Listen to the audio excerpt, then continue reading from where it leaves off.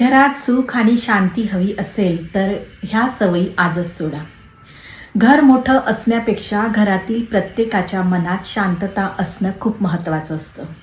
घरात पैसा आहे, सुखसुविधा आहे, सगळं व्यवस्थित आहे, परंतु घरातील प्रत्येकाच्या मनात एकमेकांविषयी दुरावा आहे, नकारात्मकता आहे, तक्रारी आहे, तेव्हा ते घर आपल्याला घरासारखे वाटत नाही. म्हणूनच घरात जर सुख शांती हवी असेल तर ह्या सवयी आजच सोडा. पहिली सवय, घरातील लोकांच्या एकमेकांशी तुलना करणे किंवा इतरांशी तुलना करणे सोडा. कारण जेव्हा आपण असे म्हणतो, बघ तिची मुलगी किती हुशार आहे, तिची मुलगी किती कमवते, तुझ्यासारखी ती वागत नाही, जेव्हा आपण अशी तुलना करतो तेव्हा घरात प्रेम निर्माण होत नाही, तर या उलट घरातील लोकांच्या मनात कमीपणाची भावना वाढीस लागते. लक्षात ठेवा, प्रत्येक माणूस हा वेगळा असतो आणि प्रत्येकाची क्षमता ही पण वेगळी असते. म्हणूनच घरातील लोकांना इतरांसारखे बनवण्यापेक्षा ते जसे आहे तसे त्यांना समजून घ्या. कारण जेव्हा आपण तुलना करतो तेव्हा स्पर्धा निर्माण होते आणि जेव्हा आपण एकमेकांना समजून घेतो तेव्हा प्रेम वाढते. नंतर दुसरी सवय, घरात नेहमी नकारात्मक बोलणे सोडा.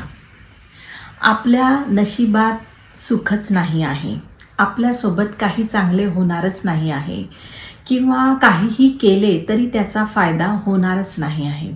जेव्हा अशा प्रकारचे नकारात्मक बोलणे आपण सतत बोलतो तेव्हा त्याचा परिणाम हा वातावरणावर होत असतो. शब्द फक्त बोलले जात नाही तर ते वातावरणाची निर्मिती करतात. अडचणी प्रत्येकाच्या आयुष्यात येतात, परंतु अडचण आली म्हणजे सर्वच काही संपलं असं जेव्हा आपण बोलतो, त्यापेक्षा अडचण आली तर आपण सर्व मिळून या अडचणीवर मात करूया असे बोलणे घराला मजबूती आणते. म्हणूनच नेहमी नकारात्मक बोलण्यापेक्षा धीर देणारे शब्द घरात वापरावे.